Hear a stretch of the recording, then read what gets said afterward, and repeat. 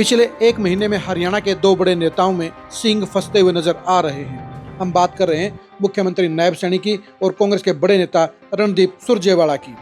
दोनों ही नेताओं में पिछले 20 दिन के दौरान लगभग आधा दर्जन बार अलग अलग मुद्दों को लेकर बयानबाजी हो चुकी है, खींचातानी हो चुकी है, दावे हो चुके हैं और चैलेंज भी हो चुके हैं। नमस्कार, मैं हूं कुलदीप शुरान। आज खरी खरी न्यूज में हम चर्चा करेंगे नायब सैनी और रणदीप सुरजेवाला के बीच में चल रही खींचातानी के बारे में। रणदीप सुरजेवाला पिछले एक महीने में हरियाणा में कुछ ज़्यादा ही एक्टिव हो गए हैं। वैसे तो रणदीप सुरजेवाला आमतौर पर कांग्रेस सरकार के हर बड़े फैसले को लेकर सवालों के घेरे में लेते आए हैं, लेकिन पिछले 20 दिन में तो उनकी एक्टिविटी 10 गुना और भी बढ़ गई है। रणदीप सुरजेवाला कांग्रेस के उन नेताओं की कतार में शामिल हैं जो सीएम की दावेदारी भी रखते हैं और उन्हें हरियाणा के साथ साथ पूरे देश में कांग्रेस के बड़े चेहरों में शुमार किया जाता है। वो नायब सैनी की सरकार के अलग अलग फैसलों को लेकर, उपलब्धियों को लेकर, दावों को लेकर लगातार सवालिया निशान खड़े करते आए हैं। पिछले 20 दिन के दौरान रणदीप सुरजेवाला ने जहां स्कूलों में बच्चों की संख्या को लेकर सरकार को सवालों के घेरे में खड़ा किया है, वहीं गेहूं की खरीद को लेकर, गेहूं के उठान को लेकर और गेहूं के पेमेंट को लेकर भी उन्होंने सरकार पर बड़े सवाल दागने का काम किया है। इसके साथ साथ रणदीप सुरजेवाला ने हरियाणा में बढ़ रही ड्रग की समस्या को लेकर, नशे की समस्या को लेकर और अपराधों को लेकर भी सरकार के दावों पर प्रहार करने का काम किया है। यानी रणदीप सुरजेवाला लगातार सरकार को घेर रहे हैं। रणदीप सुरजेवाला ने मुख्यमंत्री नायब सैनी को भी ये चैलेंज कर दिया है कि वो रोजगार के मामले में, वो कानून व्यवस्था के मामले में, वो कॉलेजों और स्कूलों के मामले में उनके सामने बैठकर इसके बारे में अपने दावों को परख सकते हैं, अपने दावों को साबित कर सकते हैं।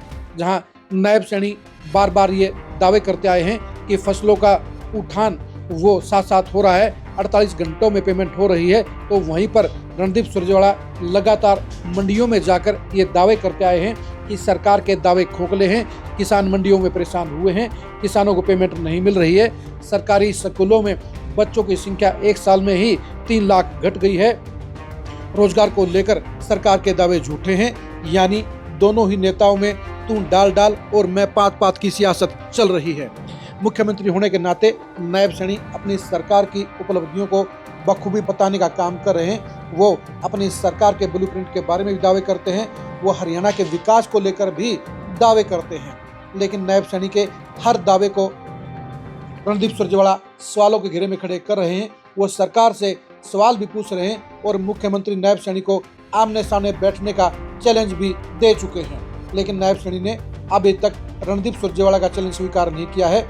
गेहूं के उठान को लेकर और नशे के हालात को लेकर दोनों ही नेताओं ने जो कहा है उसे भी आपको गौर से सुनना चाहिए। उनकी फसल खरीद का भुगतान भी हमने 48 घंटे में सुनिश्चित किया है कि जब एग्जिस्टिंग गेट पास कट जाता है तो मात्र 48 घंटे के अंदर सीधा डायरेक्ट किसान के खाते में पैसा पहुंचाने का काम ये हमारी सरकार कर रही है, ताकि किसान को कोई दिक्कत, कोई समस्या का सामना न करना पड़े।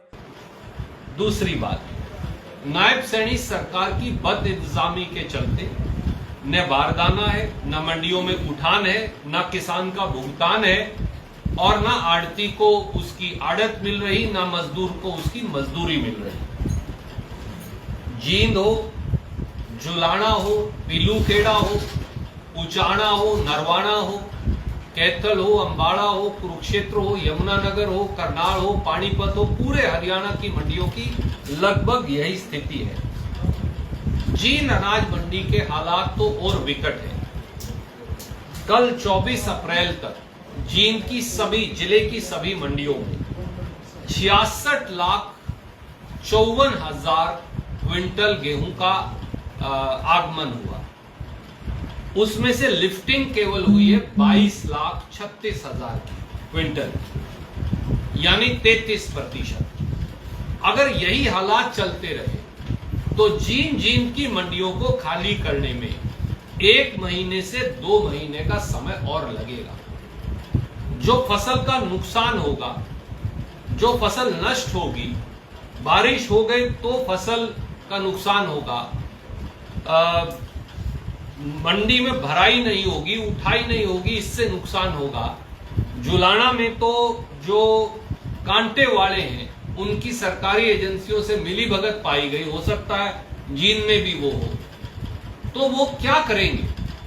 और आखिर में ये सारी, जिसको हम बोलते हैं कि घटती हो गई, ये सारी आड़तियों के पल्ले पड़ने वाली है और इनका जो कमीशन मिलना है, जो 2.5% से भी काट दिया है, वो उससे ज्यादा राशि की देनदारी उनकी जेब से कटने वाली।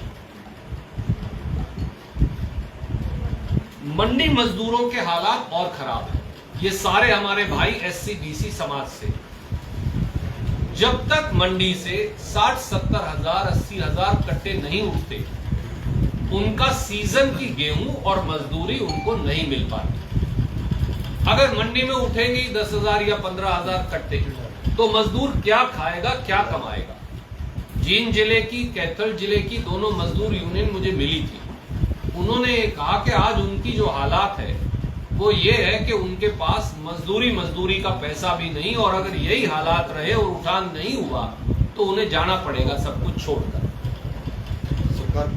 वो जो कहते हैं कि बड़े मियां तो बड़े मियां, छोटे मियां सुभान अल्लाह। नरेंद्र मोदी जी के साथ हेलीकॉप्टर में जब से बैठे हैं, बड़े बड़े जुमले गढ़ने लगे। उचाना में आकर कुछ दिन पहले ये कह दिया, तो वो भी धन्ना भगत जी की जयंती पर। परंतु सच्चाई ये है कि किसान की पेमेंट 15-15 दिन से हुई नहीं, और अगर ये सारी गेहूं का उठान जो अभी अपन चलेंगे, बाहर ढेरियां पड़ी है, नहीं हुआ, तो फिर किसान की पेमेंट 1 और 1.5 महीने तक भी होने वाली नहीं। तो मुख्यमंत्री सीधे सीधे झूठ बोल रहे हैं। पूरे प्रदेश के 15 जिलों में 5,000 एकड़ से ज्यादा फसल नष्ट हो गई। पहले तो नायब सैनी जी ने कह दिया हम सर्वे करवाएंगे। हेलीकॉप्टर से चंडीगढ़ से वो उचाना आ गए, उन्हें गुला चीका या पेहवा में उतरने की फुर्सत नहीं मिली। किसान की फसल जली, किसान की तूड़ी के कूप जले, किसान के मवेशी जलकर मर गए, किसान के मकान जले। अब ये कह दिया कि ये तो प्रधानमंत्री फसल बीमा योजना में कवर नहीं है, इसलिए मुआवजा नहीं देंगे। सच बात यह है कि पूरा हरियाणा बन गया बीजेपी के शासन में हरियाणा पिछले 11 साल, और अब ये कहते हैं माँ बाप ड्रग्स से बेटा बेटी बचाओ। 2022 में हरियाणा में 22,000 किलोग्राम ड्रग्स पकड़ा गया। 2023 में भी 23,000 किलोग्राम ड्रग्स पकड़े गए। इतना ड्रग्स कैसे आने लग रहा है? आपने सुन लिया होगा कि नायब सैनी जहां फसलों के उठान की और पेमेंट के 48 घंटे में होने की गारंटी दे रहे हैं, दावा कर रहे हैं, तो वहीं पर रणदीप सुरजेवाला इस मामले में सरकार के ऊपर बड़े सवाल खड़े कर रहे हैं। इसी तरह ड्रग्स के मामले में भी नायब सैनी ने सिरसा में कहा कि वो ड्रग तस्करों के खिलाफ कड़ी कार्रवाई कर रहे हैं, और इस तस्करी के अलावा ड्रग्स के मामले में सरकार ने रोकथाम लगाने का काम किया है। वहीं रणदीप सुरजेवाला ने साफ तौर पर कहा है कि हरियाणा में ड्रग की तस्करी बढ़ी है, हरियाणा में नशे की समस्या सबसे बड़ी हुई है।